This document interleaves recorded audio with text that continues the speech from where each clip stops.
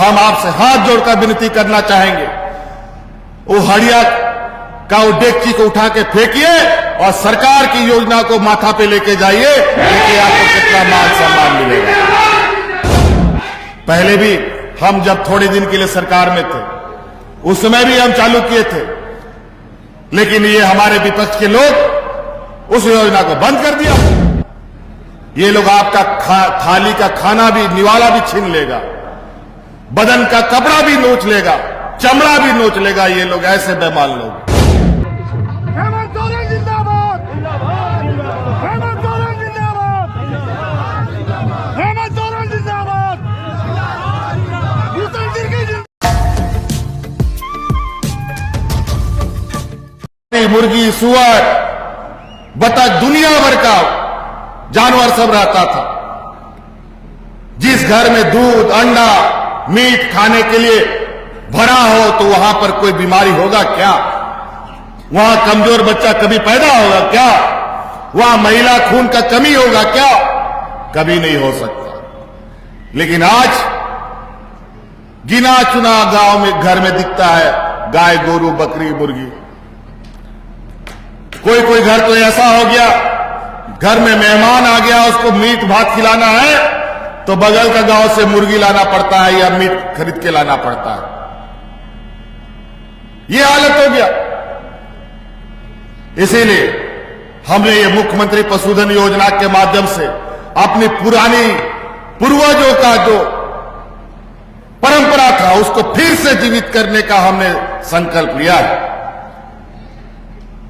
आज जानवर के लिए आप गाय ले जाइए, बकरी ले जाइए, मुर्गी ले जाइए, सुअर ले जाइए, 90% के अनुदान पर, किसी किसी में तो 100%।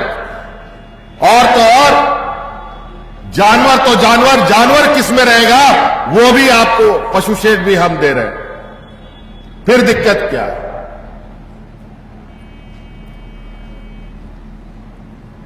बिरसा हरित ग्राम योजना के माध्यम से आजकल देखते हैं भगवान भी गरीबों को साथ नहीं देता। पिछले नालायक सरकार में समय पर बीज नहीं मिलता था, खाद नहीं मिलता था और बारिश चला जाता था। बेचारा किसान उस बीज, उस खाद का क्या करेगा पता नहीं। और इस बार जब हम समय से पहले बीज दे दिया, समय से पहले खाद दे दिया तो बारिश ने धोखा दे दिया, राज्य सुखाड़ की स्थिति पे चला गया। बड़ा दिक्कत है गरीबों के साथ। इसीलिए इसका वैकल्पिक उपाय के लिए बिरसा हरित ग्राम योजना हम लोगों ने प्रारंभ किया।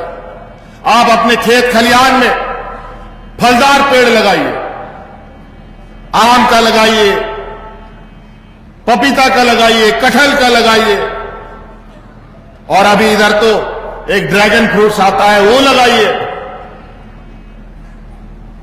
लंबे समय तक वो आपको फायदा देगा। आप अपना खेत खलिहान तो खेत खलिहान में लगा ही सकते हैं। सरकारी जमीन भी, जिसके पास जमीन नहीं है उसको सरकार जमीन उपलब्ध कराएगी फलदार वृक्ष लगाने के लिए। और जब तक आप पेड़ आपका वृक्ष रहेगा तब तक उस जमीन का मालिक आप रहिएगा।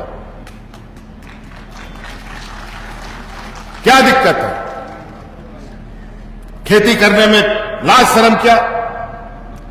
अरे पेट भरेगा तो यही दाल चावल रोटी से, रुपया से पेट नहीं भरेगा।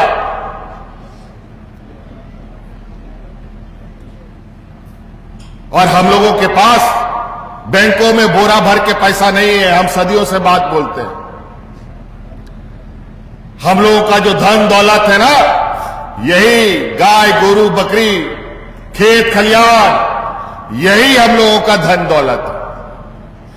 इसको जिंदा नहीं रखिएगा तो आप भी जिंदा नहीं रहेंगे, हम लोग भी, आदिवासी भी जिंदा नहीं रहेंगे।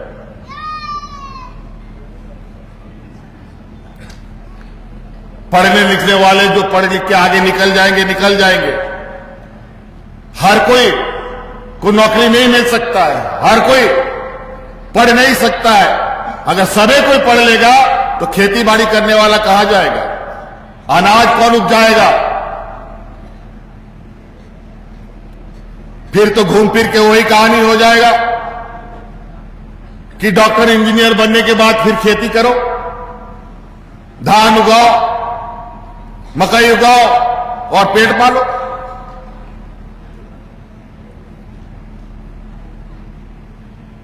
जीवन चक्र बहुत अजीब है। इस धरती में हर चीज का महत्व है, कोई बिना काम का नहीं है, इसलिए काम से कभी भी नहीं शर्माना चाहिए। और उसी के लिए मुख्यमंत्री रोजगार सृजन योजना हमने आपके लिए लाया है। इस योजना के माध्यम से महिलाएं, पुरुष, नौजवान, बेरोजगार कोई भी काम कर सकता है।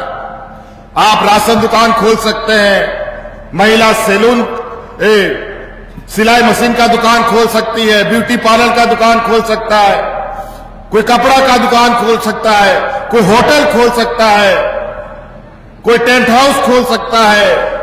जो आपको काम करना है उसके लिए सरकार आपको आर्थिक रूप से लोन उपलब्ध करा रही है। बैंक में जाइएगा तो कोई पैसा नहीं देगा, बोलेगा कि तुम्हारा जमीन सीएनटी एसपीटी में है, आपको जमीन का लोन नहीं मिलेगा। इसीलिए सरकार बैंक बन करके आपके सामने खड़ा है और 4%, 5% में आपको लोन मिलेगा। आप गाड़ी खरीदिए, भाड़ा में चलाइए, कोई गारंटी की जरूरत नहीं है।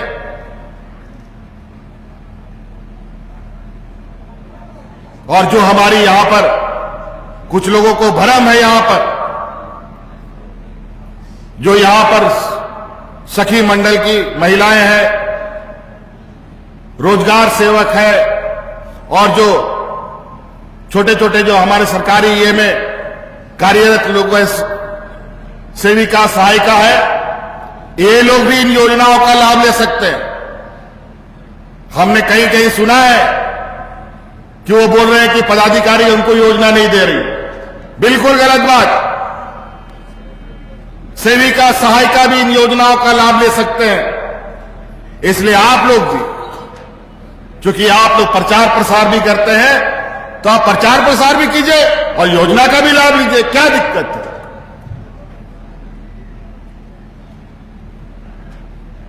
हर काम कर सकते हैं। हां, एक चीज, हड़िया दारू बेचने का काम नहीं होना चाहिए।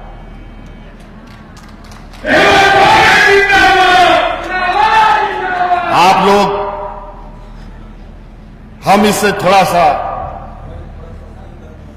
दुखी हैं,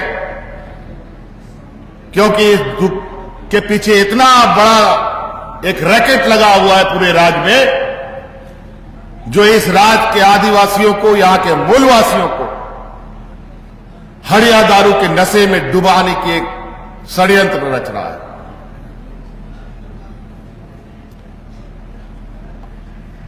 हम तो कहेंगे, आप लोग तो हड़िया दारू माथा पे ढोके लेके जाते हैं हाट बाजार में ना, और कितना लाज शर्म की बात है, कितना खराब नजर से लोग देखता होगा, आप अंदाजा लगा सकते हैं हमारी मां बहनों को।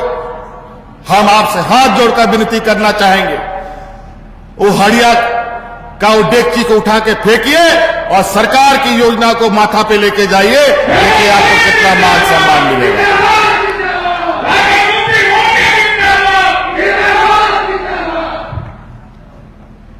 सरकार की योजना को अपना माथा पे लेके जाइए, मान सम्मान के साथ कमाइए भी और मान सम्मान के साथ आप जिए भी।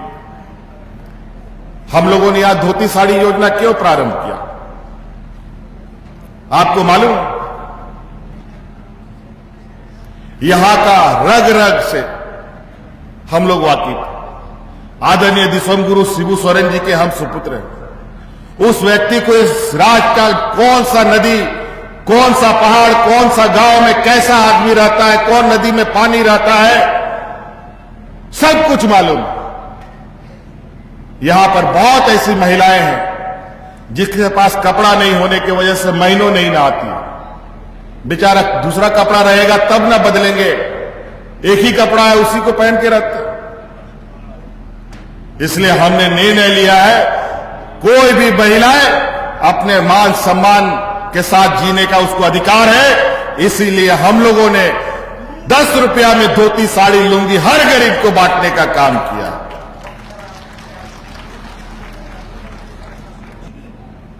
पहले भी हम जब थोड़े दिन के लिए सरकार में थे उस समय भी हम चालू किए थे, लेकिन ये हमारे विपक्ष के लोग उस योजना को बंद कर दिया।